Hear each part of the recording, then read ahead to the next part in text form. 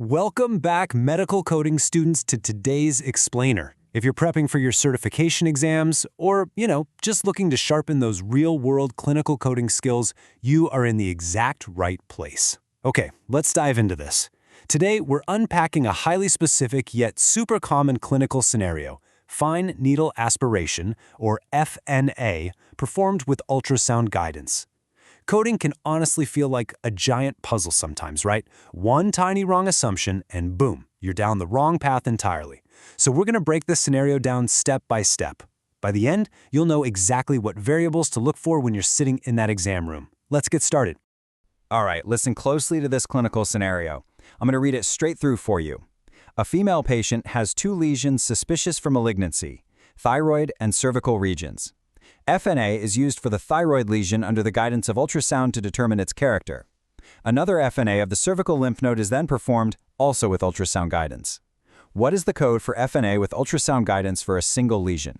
Now, I know when you see a massive block of text like this on a test, it's incredibly easy to get overwhelmed by all the medical jargon. But our goal here is to train your eyes to scan for the critical variables. As we parse this out, I really want you to pay close attention to 2 distinct things: the exact number of lesions being aspirated, and the specific type of imaging the provider is using. You know, test writers absolutely love to throw a wall of text at you just to cause a little panic. They essentially throw the kitchen sink at the scenario. But this brilliantly illustrates how we need to mentally separate the procedures happening in the very same session. Think about it.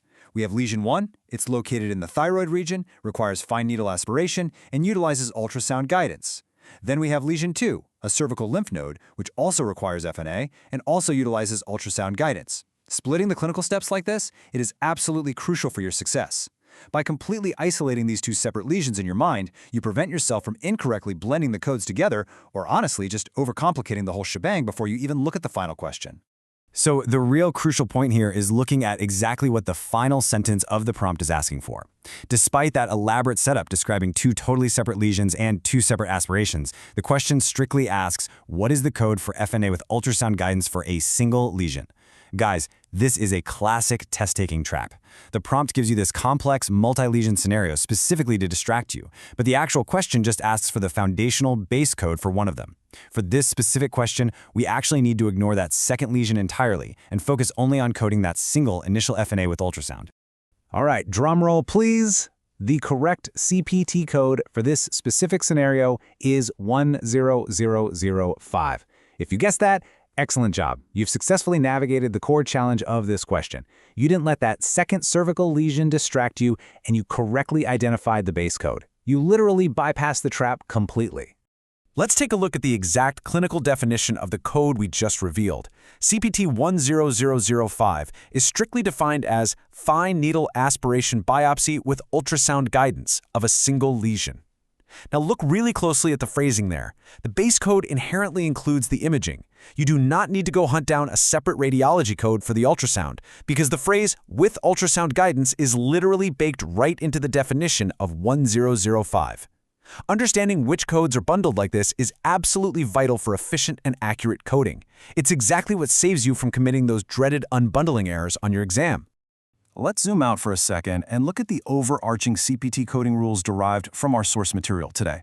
These are basically the golden rules for FNA with imaging, and you really need to memorize them. Not just because they'll help you pass a test, but because knowing these rules prevents real-world billing denials. Rule 1. These procedures are reported once per lesion per session. That's exactly why 1005 perfectly covers that first thyroid lesion.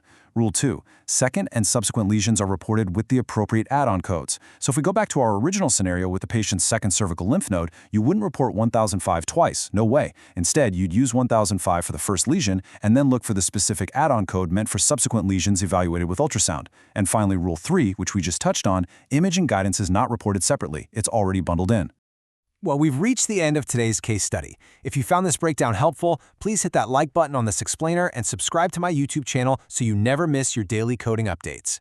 Building these skills and spotting these tricky exam traps takes daily repetition, and I'm right here to help you every step of the way.